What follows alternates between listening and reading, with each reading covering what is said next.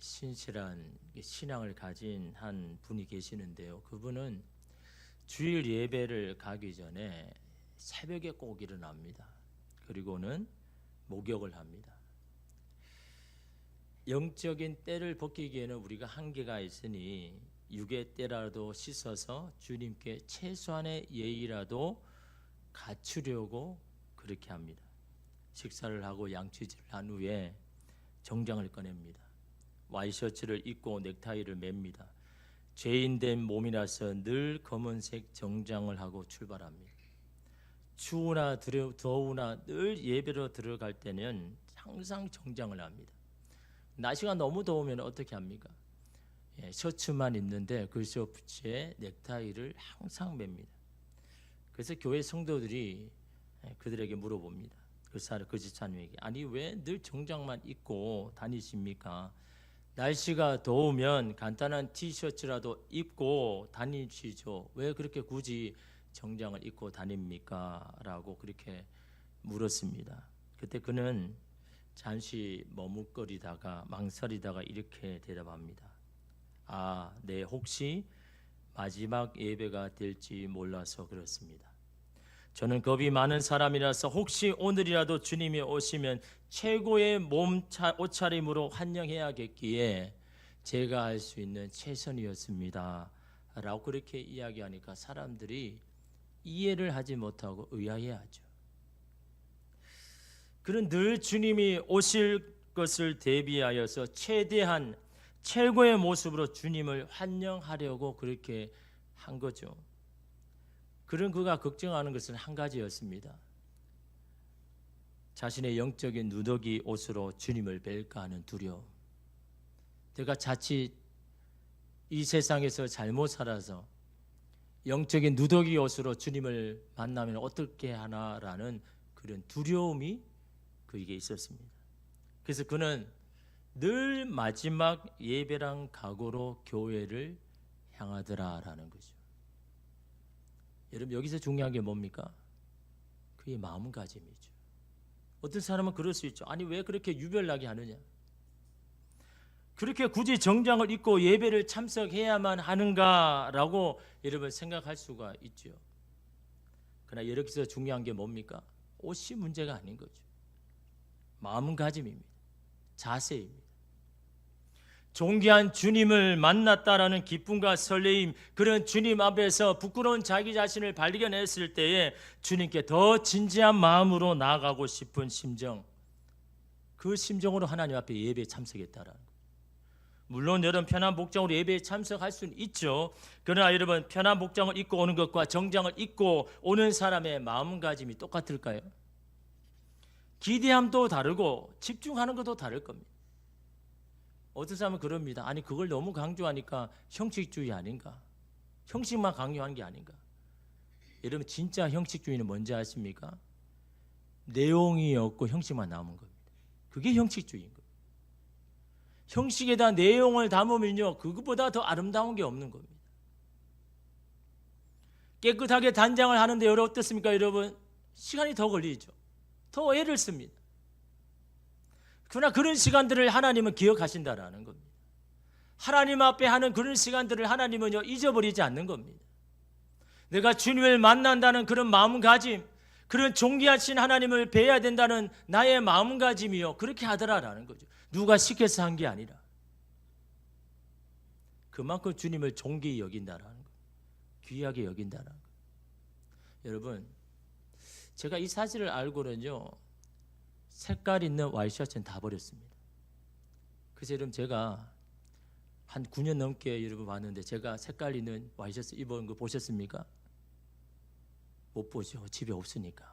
하얀 거밖에 없으니까. 왜 하얀 것만 입습니까? 약간 뭐 색깔 있는 거 가면 더 멋있고 더 뭐 빛날 것 같잖아요. 왜 흰 와이셔츠만 있습니까? 물론 그게 제일 사기는 하지만 하나님 앞에 순결한 신부로 서기 위해서 여러분 내 이 마음을 바뀌어서는 안 되겠다라는 여러분 그런 결단이요. 옷을 하나 입는데도 여러분 신경을 쓰는 겁니다. 예민하는 겁니다. 그만큼 하나님 앞에 드릴 내 마음의 마음은 어둡지만 하나님 앞에 내가 드리고 싶은 마음은 나의 깨끗한 마음을 하나님 앞에 드리고 싶은 그 마음이요. 여러분 그 옷에 여러분 신경을 가는 거죠. 여러분 그 시것에 신경을 쓴다는 것은 마음이 있다라는 거죠. 마음이 없으면 여러분 그렇게 할 수가 없는 겁니다. 사무엘상 2장 30절에 보니까 나를 존중히 여기는 자를 내가 존중히 여기고 나를 멸시하는 자를 내가 경멸하리라. 우리가 하나님을 어떻게 대하는지에 따라서 하나님도 우리를 그렇게 대하신다는 말씀 아닙니까? 물론 우리가 그렇게 하지 않아도 하나님 우리를 존귀하게 여기죠. 그러나 그렇게 하는 만큼 더 우리를 존중히 여기신다는 이런 말씀 아닙니까? 여러분 10월 한 달 동안 예배 캠페인을 여러분 펼치고 있는데 이런 이유입니다. 거룩한 예배, 온전한 예배는 그냥 생각만으로 되어지는 게 아닌 겁니다. 하나님이 받으실 만한 예배가 되어야 그곳에 하나님께서 오늘 우리 가운데 필요한 것들을 우리에게 마음껏 부어주고 폭포수와 같은 주의 은총과 은혜가 오늘 우리의 심령을 뒤집고 우리의 마음을 뒤집어서 그 말씀이 살아서 우리의 심령과 고수를 찔러 쪼개서 우리의 모든 여러분 안 좋은 습관들은 다 제거되고 하나님 앞에 순결한 신부로 나아갈 때 그 예배가 여러분 살아있는 여러분 되게 하기 위해서 그냥 됩니까? 우리의 마음가짐이 중요하죠. 예배를 어떤 마음으로 우리가 드려야 되는지 여러분 그것이 하나님은 기쁘게 여러분 보시더라라는 겁니다. 예배 시간에 늦게 와서 불쌍한 마음으로 예배에 참석해서는 그 예배에 온 마음과 정신을 쏟을 수가 없는 겁니다. 예배 시간에 이리저리 움직이는 그런 분주한 마음 상태로는 예배에 집중하기도 어려운 겁니다. 음료를 마시면서 우리의 간절한 예배를 드릴 수가 없는 겁니다. 내용도 중요하지만요, 그릇도 중요합니다. 내용이 아무리 좋아도 여러분 그 그릇이 나쁘면요, 여러분 사람들이 관심을 가집니까? 호감을 갑니까? 좋은 믿음의 고백과 함께 우리의 정성이 함께 할 때 하나님이 받으시는 거룩한 예배, 온전한 예배가 드리는 거예요. 여러분 우리는 예배를 구경하러 온 게 아니잖아요. 예배를 하나님 앞에 드리러 온 겁니다. 드릴 때 뭘 드려야 되겠습니까? 가장 먼저 우리의 마음가짐이죠. 그 마음가짐은 뭘로 표현합니까? 하나님 저는 그런 마음이 있습니다. 여러분 그 말로 한다고 그게 됩니까? 하나님 앞에 이만큼 나는 정성으로 준비했습니다. 내 정신과 마음이 오로지 주님만을 향합니다라는 것을 오늘 우리의 삶의 행동을 통하여서 모습을 통해서 하나님 앞에 보여드려야죠. 그럴 때 이름 하나님 그것을 보시고서 야, 네 마음이 진짜구나. 나를 존중히 여기고 귀하게 여기는 마음이 정말이구나 라는 것이 오늘 예배에 대한 태도에 통해서 여러분 보여지는 건 아닙니까? 그리스도인은 정말로 살아가는 사람이죠. 주님 오심을 기다리며 살아가는 사람들입니다. 그런데 지금 우리의 모습은요 전혀 그렇지 않는 모습 같습니다. 영원히 이 땅에 살 것처럼 살아갑니다. 하나님의 나라는 먼 미래 아니 불확실한 이야기가 되어버렸습니다. 여러분 그리스도인들이 가장 힘을 가질 수 있을 때가 언제인 줄 아십니까? 이 땅에 소망을 두는 것이 아니라 하나님의 나라에 소망을 둘 때 그때 가장 그리스도인의 힘과 능력을 가질 때가 바로 거기입니다. 그런데 이 땅에 소망을 두고 이 땅에 관심을 가질 때부터 그리스도인은요 힘을 잃어갑니다. 능력을 잃어갑니다. 하나님의 역사가 여러분 일어나지 않습니다. 가끔씩 천국에 갔다 온 이야기들을 여러분 우리가 들을 때도 있고 그것을 책으로 여러분 나타낼 때가 많죠. 그럴 때마다 우리는 거기에 관심을 가집니다. 왜 그런 관심을 가집니까? 실제하신 하나님을 여러분 보기를 원하는 마음이 우리 가운데 다 있다라는 거죠. 실제하셔서 우리 가운데 하나님의 놀라운 나라를 예비하신 것을 그것을 여러분 알기를 원하는 우리의 마음이 여러분 여전히 있다라는 거죠. 근데 여러분 오늘 우리 마음이 세상에 가 있으면요 그 나라가 희미해지는 겁니다. 그 나라에 대한 기대가 없습니다. 그 나라에 대한 소망이 없다라는 겁니다. 막연한 나라 하나님의 나라가 우리 삶 가운데 실제할 때 그때 그리스도인은 비로소 힘을 내고 용기를 내는 겁니다. 세상에 주눅들지 않습니다. 세상에 가진 것이 적어도 여러분 세상 앞에 당당히 설 수가 있는 겁니다. 왜 그렇습니까? 나는 그 하나님의 나라를 소유한 사람이기 때문에 실제하신 하나님의 나라를 보면서 여러분 살아가기 때문에 그리스도에게 힘과 능력이 여러분 있는 겁니다.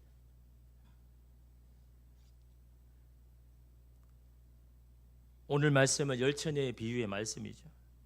5처녀는 미련하고 5처녀는 슬기롭다고 합니다. 이들이 나누어진 것은 여러분 이유가 무엇입니까? 표면적으로는 기름을 준비했느냐 없느냐이죠. 근데 결정적인 이유가 뭘까요? 신랑이 왔을 때 그 자리에 있느냐 없느냐, 거기에 갈렸다는 거예요. 기름이 아닙니다. 그 자리에 있느냐 없느냐.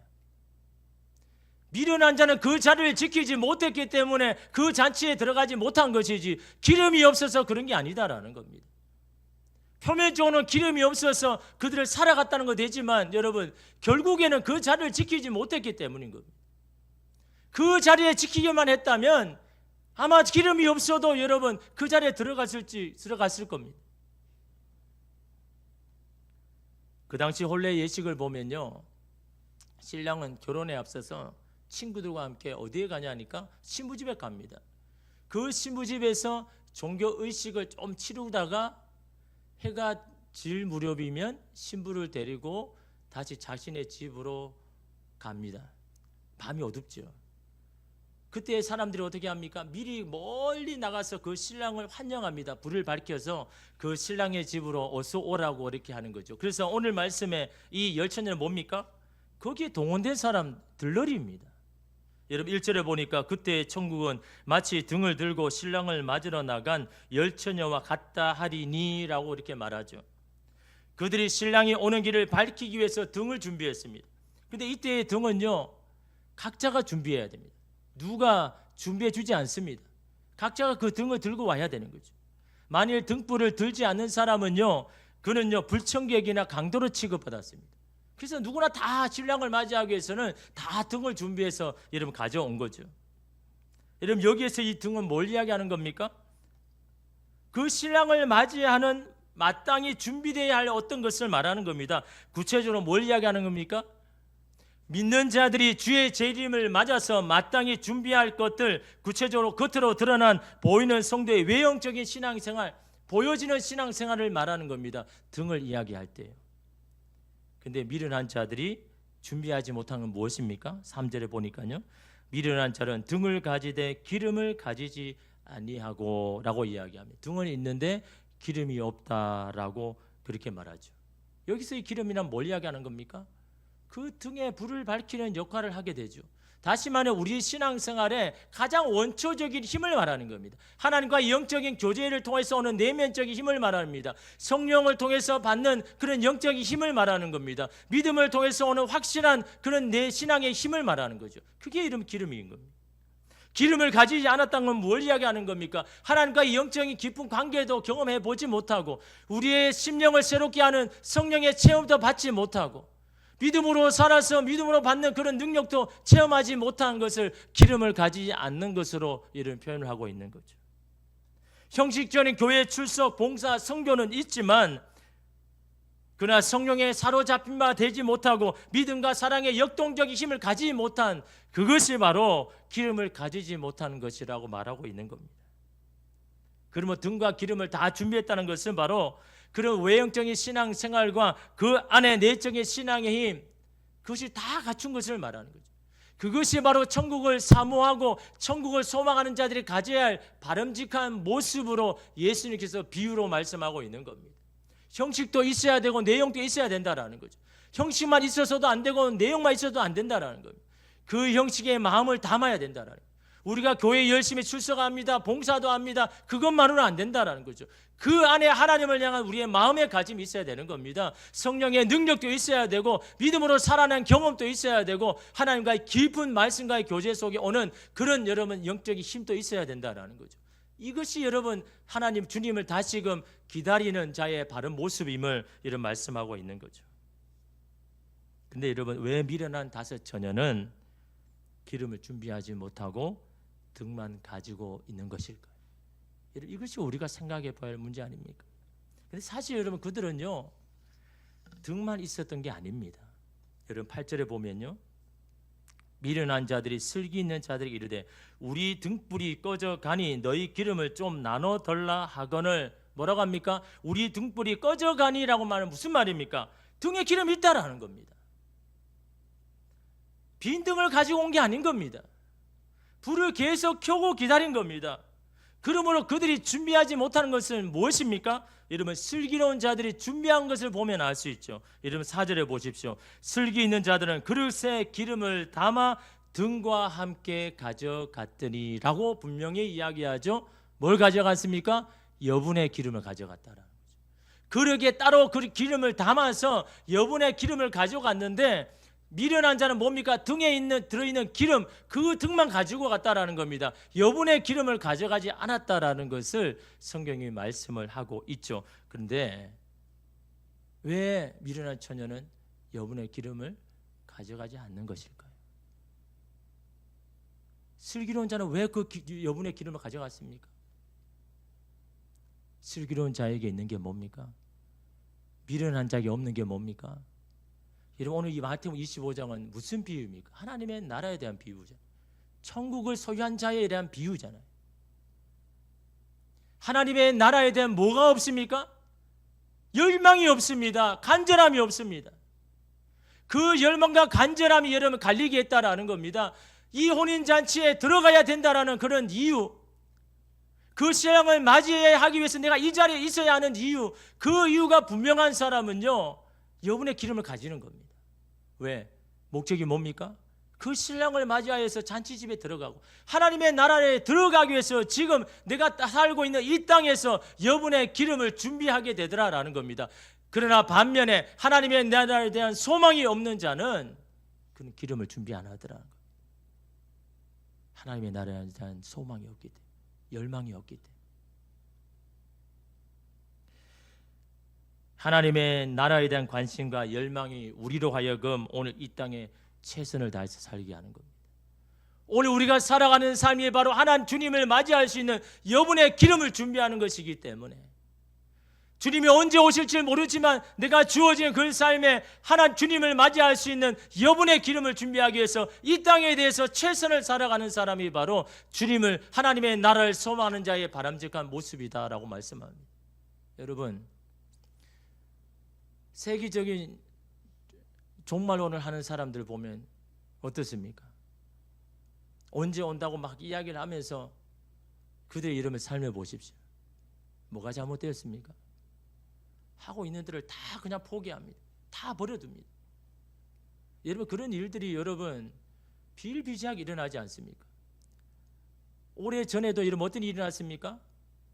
북한이 12월 25일 날 쳐들어온다고 어떤 이상한 사람이 예언을 해가지고 그 이야기를 듣고 어떻게 합니까?